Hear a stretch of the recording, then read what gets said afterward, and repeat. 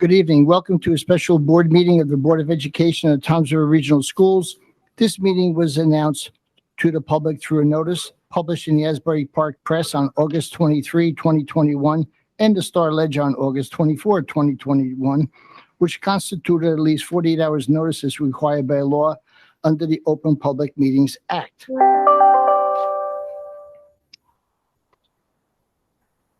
Roll call. Contessa. Here. Egan. Here. Howe. Kidney. Here. Mazenko. Here. Palmieri. Williams. Here. Palazzo. Here. Nardini. Here. Like everyone stand for a pledge of allegiance, please. I pledge allegiance to the flag of the United States of America, And to the republic for which it stands, one nation, under God, indivisible, with liberty and justice for all. Please remain standing. I'd like to have a moment of silence for our past student, Keith Pinto, who died tragically. And I also like to have a moment of silence for 13 troops that we lost in Afghanistan.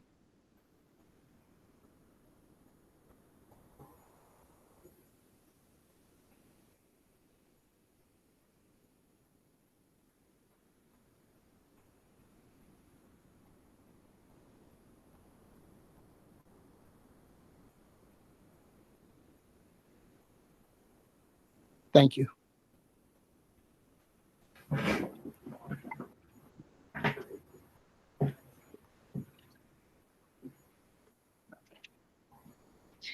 Need a motion for the approval of the board secretary's agenda for school year 2021-2022, change order approval. Motion Williams. Second Palazzo. Roll call. Contessa. Yes. Egan. Yes. Howe. Kidney. Yes. Mazenko. Yes. Palmieri. Williams. Yes. Palazzo. Yes. Nardini. Yes. Before I ask for a motion to move personnel, there's a couple things that I want to go over since I have this opportunity. First off, Executive Order 251. We did release my letter this week with the parent-student handbook, so people are familiar with the policies and the expectations when school starts. Speaking of policy, I've met with Mrs. Contessa, who's the chair of our policy committee, about 251, and we have most of that ironed out. However, 253 has come out, which is the policy that speaks to staff vaccinations and/or testing. And there's a number of things that we still have to work through before we're ready to put that policy out. What we're working through is, to start with, how many staff member that's going to entail, because we had to do a survey to figure out how many of our staff are vaccinated, how many are not vaccinated or in the process of being vaccinated. Once we have those numbers, we've reached out to our health center partnership to try and figure out how we're going to manage those numbers when you're testing people weekly. We also asked about different types of tests, because the swab test is one, but also the spit test is another, a saliva test. So we wanted to find out details about that and costs and reliability of those tests. So we're in the process of getting all of that information together. Now, we have to have a plan in place by an October deadline. We certainly won't need until the October deadline. I do believe we'll have a plan in place and be able to speak to our staff directly, probably by the middle of September, but there are a lot of moving parts. And when something like this comes out, obviously we have to take our time, do it the right way, and try and figure out how it's going to be the least intrusive to our staff as well, because we're not going to have the amount of subs available to try and do this during the day. So we're going to need to try and figure out how we can do this so our staff doesn't have to be running around all weekend as well. So those are some of our concerns. Dr. Janko, I have a question. Yes. Will everyone be required to take that test, whether or not they're vaccinated or not? No. If you're vaccinated, you will not be required to take those tests every week. Only non-vaccinated people will be taking that test every week. Thank you. Dr. Janko, Yes. have you had any kickback about like HIPAA laws and so forth that Well, HIPAA really doesn't apply. We're a need to know, and we have a right to know who's been tested, vaccinated, et cetera. Okay, that's what I If was we wondering. share that information, then it's a Then HIPAA it's a problem. violation. Okay, But I just wasn't sure. Yes, Okay. you know, that would not apply to us. Okay. I have a quick question. Yes. For those who do not get vaccinated, the mandate is stating that they test how many times per week? Once or twice, the executive order says, and we're talking about once a week. And it would have to be like before school? Do they have We to would wait set for the up a weekly results? cycle with those particular staff, and those are parts of the discussions we're going to have. Obviously, with a staff our size, their weeks, some people's week are going to start on Mondays. Some people's week are going to start on Tuesdays, Wednesdays, because we can't have everybody running to a testing site and location on one day. So all of those things are going to be worked out, Mrs. Condense. Okay, but there's a large population of our staff that are currently vaccinated, so there really wouldn't be that many We believe people that. that need to get testing all the time. We do believe that the county average, and I just was on a roundtable speaking to other superintendents, they're starting to come in right around 70 to 75%. So we're hopeful that that's what we're going to be looking at as far as our staff as well.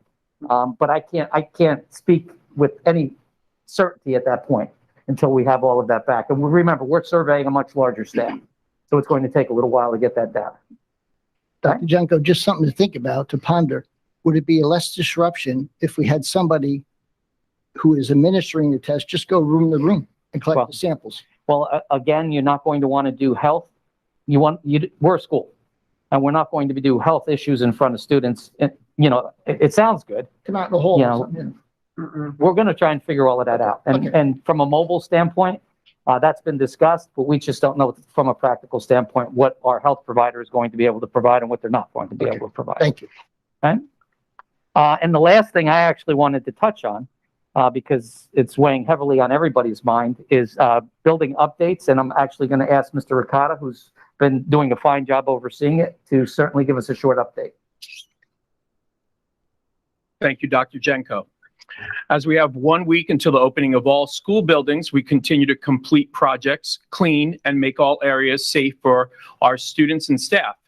At our Group 2 Site 181 projects, including High School North, Intermediate South, and the Early Learning Center, we have many newly installed unit ventilators at High School North, new flooring, new science labs, new hydration stations, the beginning stages of our security vestibule, re-roofing of the auditorium, floor tiles, and a new ceiling in the auditorium. The contractor has advised us that due to global supply issues, the auditorium seating has been delayed, and it's anticipated to arrive for installation at the end of September or early October. The hallway ceiling tiles are being replaced with new tiles, and the building is being cleaned in all areas. Intermediate South has the security vestibule almost completed, new hydration stations, and some new rooftop HVAC units, as well as reconditioned existing RTUs. We continue to meet with our contractor, Newport Construction, on a daily basis, and Newport confirms that while work will continue after school hours, these locations are being cleaned and will be safe for all students and staff to return. At our Group 3 site, 185, projects including Intermediate East, Hooper Avenue, and Cedar Grove Elementary, I'll break down the process and progress at each location. Intermediate East has a new electrical service, several new rooftop units that will provide air conditioning to the gym, locker rooms, auditorium, cafeterias, hallways, and office spaces. Newly installed unit ventilators have been installed in all classrooms and are functioning at this time. New windows have been installed throughout the entire building. Much flooring has been replaced along with new hydration stations throughout the building. The ceiling tiles are being placed and the building is in the process of being cleaned. A meeting with Mr. Bennett of Bennett Construction was held on site this morning with myself, Dr. Jenko, Bill During, Mark Wagner, and representatives of Colliers Engineering. While much work will continue after school hours, including work on the bathroom field house, Intermediate East will be open, safe, and clean for all students and staff. The district custodial staff has been working alongside the contractor to ensure the building will be clean and ready. Hooper Avenue Elementary had power restored by JCP&L yesterday, as the new electrical service has been installed to handle the new unit ventilators that continue to be installed in each classroom. These unit ventilators will be wired to provide fresh air supply, and pipe work will continue so air conditioning and heat will be delivered throughout these new units. New rooftop units will provide air conditioning and heat to the gym, halls, offices, and cafeteria. Classroom windows have been replaced throughout the building.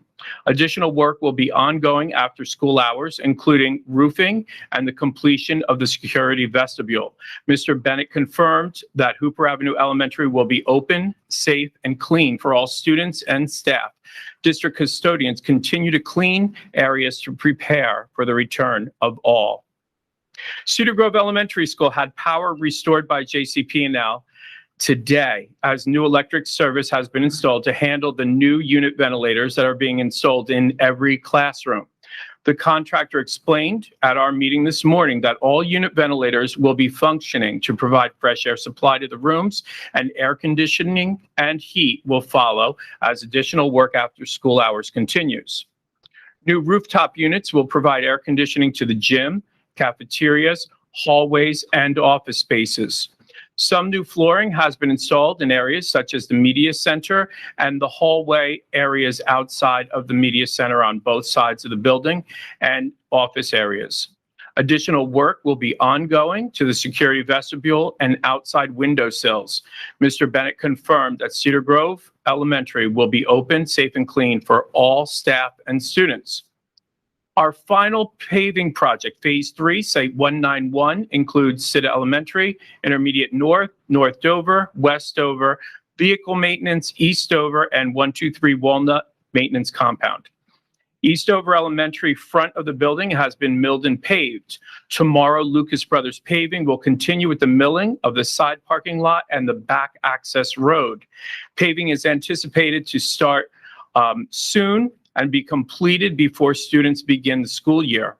123 Walnut Maintenance Compound will be completed at a later date, and all other locations are completed with minor striping and punch list items remaining at this time. I'd like to take a moment and thank our maintenance crews, custodians, and our administrators for their cooperation, support, and understanding as we all work together through this monumental referendum project. Much has been accomplished, and we still have much to complete as we continue to rebuild all of our schools. Thank you. Thank you, Mr. Ricotta, for that update. So it's obviously been challenging to try and get everything that we've tried to accomplish with labor and material shortage, but I think they've stayed on top of it, and I'm confident to say that, like I said in the communicator to you, there's levels of ready. I mean, our buildings are going to be open, they're going to be ready, they're going to be clean, they're going to be safe. Places are not going to have air conditioning that we thought they would have air conditioning, but these are places that never had air conditioning before. So my first concern was making sure there was air exchange to meet, obviously, the code, but also to maintain a safe environment, especially with humid weather and things like that. I mean, there's just a lot of problems that occur when you don't have a good air exchange. So that being said, thank you very much. And at this point, I need a motion to move personnel agenda items 1 through 13, plus addendum items 14 through 20. Motion Plaza? Second Kidney. Roll call? Contessa. Give me 2 seconds. I did look at this. I just wanted to make sure I don't miss anything. Yes. Egan. Yes. Howe. Have I saw Jen in here? Okay. Kidney. Yes. Mazenko. Yes. Palmieri. I saw her. Palmieri.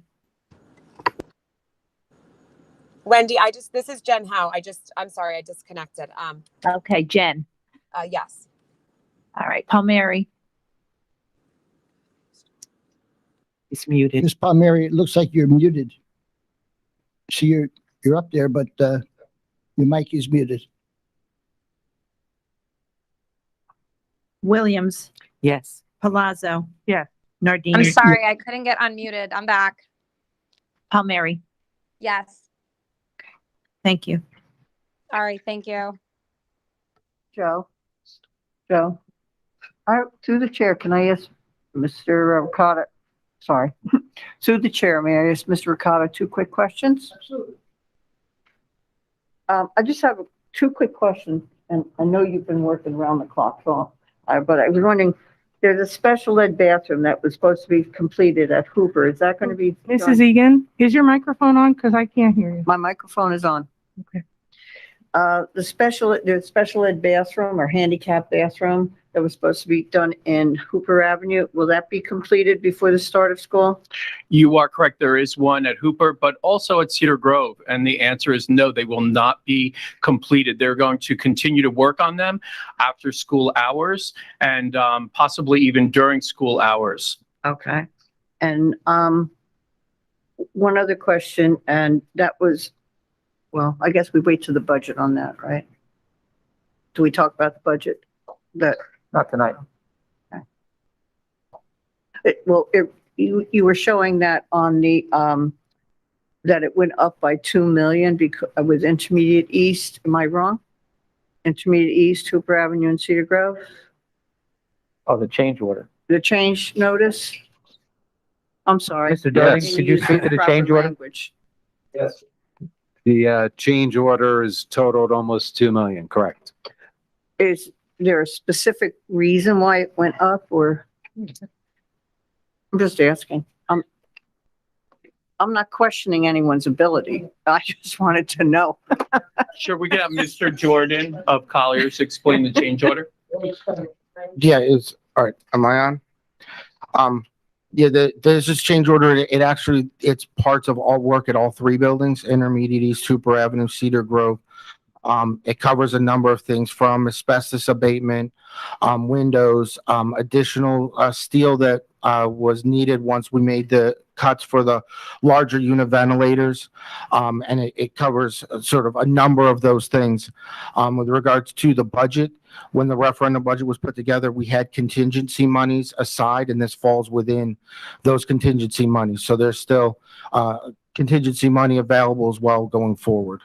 Will that affect the work that we need done at Intermediate South?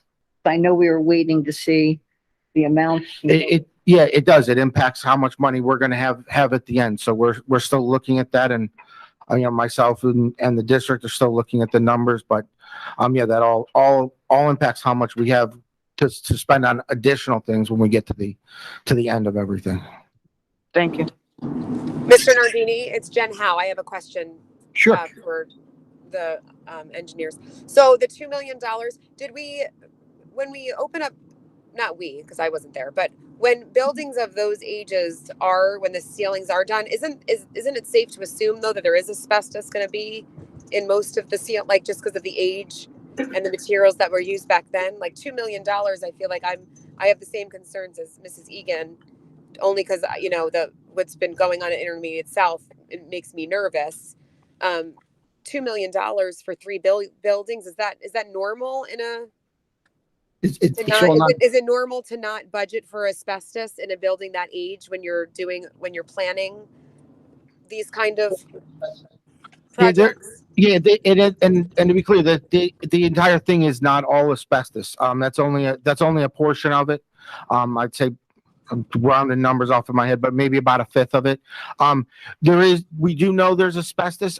What you don't know until you get into it is how much of it you're actually going to have to impact and take out, how much of it can be left alone or encapsulated. And so that's what you have to work through when you actually get into it and you start cutting things and stuff and there's a bit of unknown there.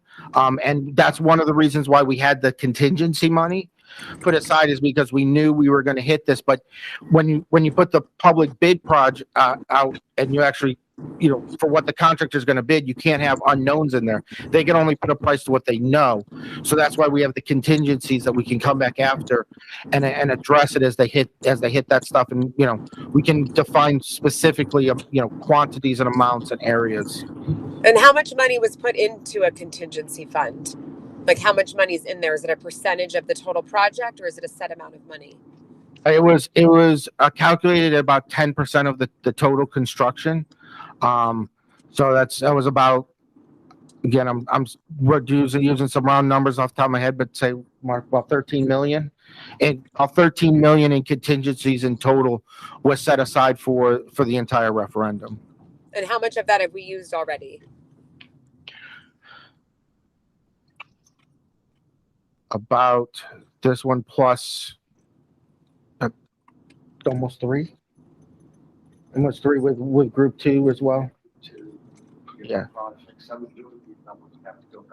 Yeah, I'd like to go back and look at that. It's about three is what with this one we've authorized to date on all the projects, but I'd want to go back and relook and do a calculation to give you a more precise number. Okay, and then as of today, I'm sorry, I couldn't connect the first part of the meeting. As of today, all of our schools then with the work, after hours, everything is supposed to open on time next Wednesday for the students? With all That this is correct, construction? Mrs. Howe. We met with the contractor today, and Okay, we continue to meet with all of them daily, and they have confirmed all of them will be open and clean and safe. okay, I missed that part. I only heard the tail end, so I missed that part. So thank you for clearing that up for me. Thank you. I have nothing else, Mr. Nardini. Okay, thank you, Ms. Howell. Ms. Howell, Ms. Egan, I could also vouch for some of the unforeseens. I've been at a few job meetings, and it's not a perfect world. When they open up some of these walls, they're just perfect setting. Boom, boom, boom. They put the lentils and they're done. Some of them they open up, and there's obstructions in there. There's pipes. There's capping that falls apart because of the age of the building. There is some unforeseen. I witnessed it firsthand. It's just things you won't know until you do it. So it's Joe, I don't think, at least by myself, I'm not questioning what was being done. 'Cause oh, I I'm not know saying they're you are. working I just hard. want to clarify what I saw. I think what scares me the most is the one school that really, really needed work was Intermediate South. And it's the last school to be touched. And it seems like whatever we have left over, that's, and I think that's what's scaring me the most. When I saw the 2 million, I was thinking, oh, here we go, because Intermediate South is one of the schools that, needs the most work. Thank you. Is there any fear that there wouldn't be enough money to do everything we wanted to do on this entire referendum? Well, I think whenever you go into a referendum, you always have that in the back of your mind, but I don't believe that's the case at this point. I've been meeting with these gentlemen and we haven't even gone through the contingency money. That's above and beyond what you've already budgeted for the work that you've planned. So I don't see that at this point. Yep. Any other questions from the board? Mr. Nardini, I have a question for Dr. Jenko. Yes, Ms. Palazzo. Dr. Jenko, considering some of the concerns in the community, I was wondering if it would be possible if we could have some photographs of our classrooms posted on the district website so parents could know what our children could expect when they report to school on the first day? That would be great, but I would like to wait until Tuesday of next week to post those because there's a lot of cleaning going on and there's still a lot of work going I on. don't disagree with that, but I maybe we could start with the buildings that are We certainly can start with ready the to ones that are yeah. ready. Absolutely. and post some classrooms from each building so that parents could see how the buildings have been prepared for their Absolutely. That's a students. great idea. Thank you. Any other questions from the board? Hearing none, I will open it up to inquiries from guests and press. Wait, Joe, Members of- I'm sorry, Mr. Nardini. Yes, Ms. Howe. It's Mrs. Howe. I'm sorry. I have two more questions. Because thinking what Anna just said. So if they're cleaning over the weekend and things like that, how are the teachers in these schools, are they going to be ready to welcome their students on Wednesday? Because if they're cleaning up until Tuesday, when are the teachers going to have could time answer that, Mrs. Howe? Yes. We met with the contractors this morning. We're meeting with them again Thursday morning.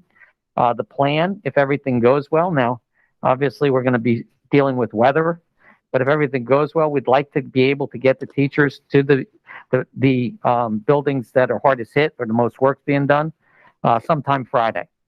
So we don't want them to be walking in with the students for the first time seeing their classrooms, if at all possible. Okay. And is there like a just in case plan, like just in case something doesn't get ready? Do we have a plan for a school if some of the classrooms aren't ready? Are we pretty like, in the 90% We're pretty percentile sure? we're pretty certain we're going to be open every building. But Okay. if for some reason a building is not able to open, then I would contact the board and make a determination to push back their opening a day or two. That's something I'm trying to avoid, and I certainly don't. Sometimes people hear what they hear, so please don't leave this meeting thinking that we believe we're going to have to push any of these dates back, because that's not what we're saying. But that's always a possibility. You never know. Okay. I know just the storm coming the next couple of days has me nervous. Okay. And then we would make that call, like if by Friday it just doesn't seem possible, we would try to make that call before the weekend or Monday the earliest or the latest. We're going to have double shifts working over the Labor Day weekend and Rosh Hashanah holiday. So we're not going to be able to make that call on a Friday. Okay. Okay. Thank you so much. Yep. Any other board member? Hearing none, we're going to open up to inquiries from guests and press. Members of the public are invited to comment on action items only during this public comment portion of the meeting, and each speaker's comments will be limited to 3 minutes in duration, and the public session will be limited to a total of 30 minutes. The board. Yes? Special meeting, public comments on any topic, but they are limited to 3 topics. Any topic, 3 minutes. Okay, any topic, 3 minutes. The board, pursuant to the Open Public Meetings Act, will not publicly discuss personnel matters. All statements, comments, and questions shall be directed to the presiding officer. No participant may address or question individual board members, administrators, or staff. The board will give all comments appropriate consideration. Board members and employees retain the right of privacy and are protected against defamation and slander according to the laws of New Jersey. When you call in, please state your name and address clearly for the record. Thank you. Our call-in phone number is 732-05-5600. 732-505-5600.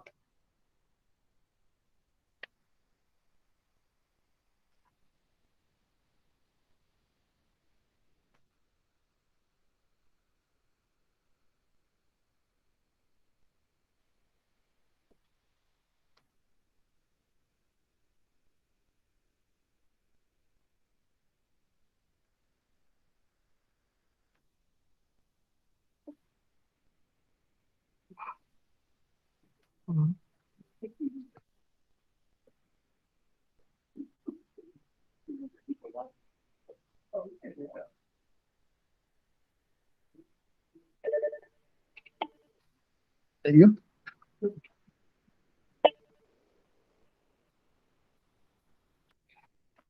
Good afternoon. Thank you for calling into our special Board of Ed meeting. Please state your name and address for the record. Jessica Cartalis. Hello, Jessica. K-A-R. Hi, how are you? How are you? I'm 171 Silver Bay Road. I interrupted your spelling your last name. I apologize. It's K-A-R. Yes. T-A-L-I-S. Okay, Jessica, how can we help you? I'm just calling because I didn't hear Mr. Ricotta talk about Silver Bay Elementary School. And I wanted to see what the status was going on at Silver Bay. Sure. So, Ricotta, can you chime in? Absolutely. So, and I'll let Mr. Wagner chime in also. We've had minimal work at Silver Bay. Mr. Wagner, do you want to update, or Mr. Jordan? Yes, Silver Bay is part of the Group 6 schools. A contract has been awarded to Newport Construction for that work. They're in the process now of submitting their shop drawings in and getting approval for all the product to make sure that it meets with the project specifications. So the construction work at the school hasn't really been kind of scheduled out yet because there's still a lot of upfront work that the contractor needs to do. Okay, so is the building safe for my child to enter into next week? Absolutely. The normal summer cleaning was performed by the custodial staff there, and there was really no construction work there over the summer other than our maintenance staff doing, routine maintenance and work order items. Okay, all right, thank you. Thank you, Ms. Corrales.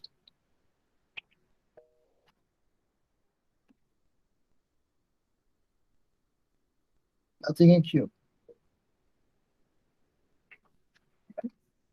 Okay. Hearing none. Make a motion to adjourn. Motion Plaza? Doug Gidding? All in favor? Aye. Aye. Aye. Aye.